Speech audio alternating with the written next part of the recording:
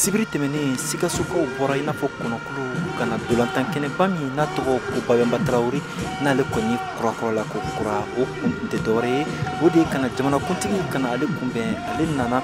baara minnu kolonbo kari la Sikaso kɔnɔna la ni sirabaw b'o la fo ka taa bila balontan kɛnɛw ani fɛn caman wɛrɛw la o la sa Sikasokaw u y'u ka nisɔndiya yira ka ɲɛsin ni kɛnɛ kofɔlen ninnu ma an ka Nuhum Jabate ale ni Madame Kulibali Amisi olu ka nisɔndiyakanw an ka o lamɛn. Mɔgɔ mɔgɔ bɛ yen n'i ye san 5 san 4 kɛ Sikaso kɔ n'i nana bi Sikaso i bɛ fili mɔgɔ caman ka sow bɛ siradaw la n'u nana u bɛ mɔgɔ wɛrɛ de ɲininka donc i b'a dɔn kɔni foyi tɛ ni joie tɛ Sikasokaw kɔni fɛ. Bon université ko yɛrɛ Sikaso kɔnɔ yan Asimi kana ka n'o birikiden fɔlɔ da an denw ni an dɔgɔninw n'an mɔdenw ye kuma t'an da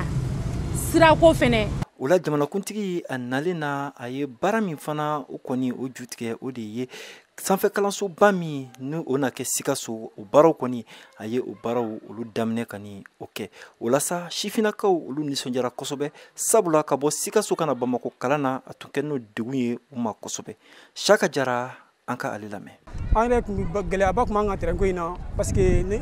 a maloya tun b'an na k'an ka terrain yɛrɛ présenter Mali fan bɛɛ kuma tɛ k'a fɔ ko an bɛ taa an présenter jamana wɛrɛw kan mais bi bi in na FIFA an y'an ka terrain bila Asimi Goyite a n'a ka élément o y'an ka terrain bila FIFA ka droit kɔnɔna na bi bi in na coupe mondiale bɛɛ bɛ se ka taa terrain kan bi bi in na université fɛnɛ bi bi in na vraiment université min dayɛlɛla an fɛ yan bi a kɛra tare ni bonya ni karama yɛrɛ an tun t'a dɔn ko nin bɛ se ka kɛ mais Dieu merci Asimi n'a ka mɔgɔw tiɲɛ yɛrɛ la a sera ka nin kɛ a diyala n ye a bonyana ma. Mamadu Nama Keita n'ale kɔni bɛ ja kɛ minisiriso min ɲɛsin no sirabakanko ma ale y'a yira k'a fɔ ko cɛmancɛ fanga ɲɛmaw kɔni kabiri u ye fanga ta don na fo bi mun ye sirabakow ye ani ci wɛrɛw ye u ye o kɛ u kunkanko ye o de y'a to nin baara ninnu olu sera ka kolonbo kari. Depuis u ye baara daminɛ transition hukumu kɔnɔna na u ye ko fɔlɔfɔlɔ minnu ta u ye sécurité ta ba la mais u ye ko ba belebeleba min fana ta ka fara kan o ye les actions de développement parce que jamana a ko de bɛ ɲɔgɔn na sécurité ko ani développement ko donc u ye o faamu ka olu ta ko don ɲɔgɔn na o de y'a to u ye infrastructure sirabako u y'a ta u bolo fila la u kɛlen ka baara daminɛ ngɔrɔngɔrɔ donc hali baara fɛn fɛn minnu ni sumaya tun b'a a kɔrɔ u ka ŋaniya ka taa infrastructure développé la o y'a to ko bɛɛ teliyara. Cɛmancɛ fanga ɲɛmaa ka nin ka Sikaso mara la olu kɔni ɲɔ ni malo o tɔnni 20,000 o dira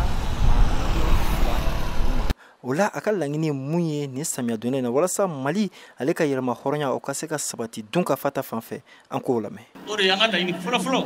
Sɛnɛgalaw u ka bɛn mun b'a to an bɛ ka laɲini kɛ n'u ka jamana ka yɛlɛma o de y'a sabati dumuniko la n'u ka bɛn ma sabati u tɛ se ka kɛ ni dɔ sɔnna sɛnɛ ma dɔ ma sɔn sɛnɛ ma a bɛna nin kɔn ka jamana kɔnɔ donc a ka kan bi a ɲin'aw bɛɛ fɛ a ka fara ɲɔgɔn kan mun b'a to an bɛ ka laɲini kɛ ka jamana ka yɛlɛma o de y'a sabati dumuniko la o bɛ sabati cogo min na b'a dɔn n dalen b'a la maliyɛn dɛsɛko tɛ yen banko de bɛ yen. I n'a fɔ an bɔra ka ye cogo min na Sikaso yan kɔni mun ye cɛmancɛ fanga ɲɛmaaba ye n'o ye colonel Asimi Goyita ye a ye baara minnu kolonbo kari a da donna olu la ani baaraba minnu bɛ nalen tuguni a da donna o la ani a y'a ɲini malidenw fɛ halisa u k'u bolo di ɲɔgɔn ma mun ye bamanciya walew ye ka se ka olu kɛlɛ ani jajugu minnu n'u bɛ bila ka walasa ka Mali ka o tɔgɔ ka o lanɔgɔ ko ka se ka o kɛlɛ ɲɔgɔn fɛ cogo min na bɛɛ lajɛlen bɛ se ka don da kelen fɛ ka bɔ da kelen fɛ